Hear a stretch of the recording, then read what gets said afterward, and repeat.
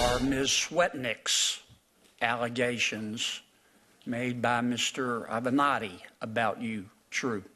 Those are not true. Never met her. Don't know who she is. There's a letter released within 2 hours of that breaking yesterday from, I think, 60 people who knew me in high school, men and women, who said it was, their words, nonsense, totally, the whole thing, that's totally ridiculous. None of these allegations are true. Correct. Well, the Senate Judiciary Committee has referred creepy porn lawyer and one of his clients, Julie Swetnick, whose name you just heard, to the FBI for alleged conspiracy to mislead Congress during Brett Kavanaugh's Supreme Court confirmation hearings. Creepy porn lawyer and his client claimed without evidence that Kavanaugh was involved in a very long series of gang rapes, 10 perhaps, that happened decades ago in suburban Maryland. A short time ago, CPL spoke about the potential criminal investigation into him. Here it is.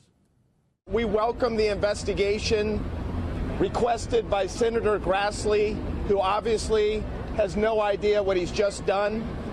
What he has effectively done is he has now opened up a Pandora's box, and my client and I are very much looking forward to a full and complete investigation into my client's allegations.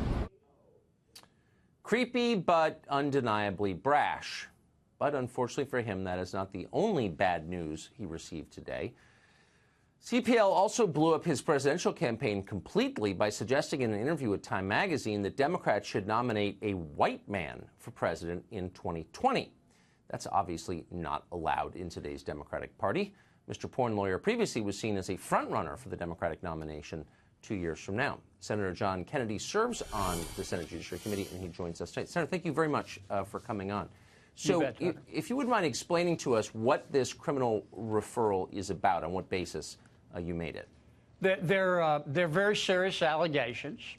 The committee is alleging that Mr. Avenatti and Ms. Swetnick violated Title 18 of the United States Code, basically conspiracy, making a false statement, obstruction of a Senate committee.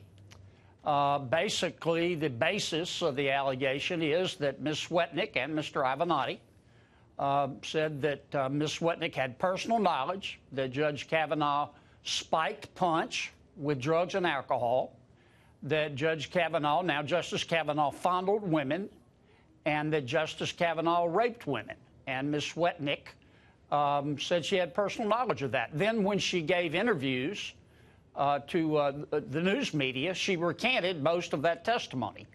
The Judiciary Committee interviewed 10 witnesses trying to corroborate Ms. Swetnick's allegations. None of them could, quite the contrary.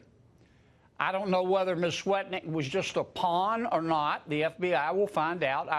I don't know Mr. Avenatti. Based on my relationship with him through the committee, just on what I've observed, he clearly has a casual relationship with the truth. And it appears to me that he will do the right thing, but only when constantly supervised and cornered like a rat. So what you're saying, if I'm interpreting this correctly, is that there's no evidence that these 10 gang rapes took place at which Julie Swetnick says she was president. None. And that because none, it's been looked into, but she Zero. swore that Nada. under oath.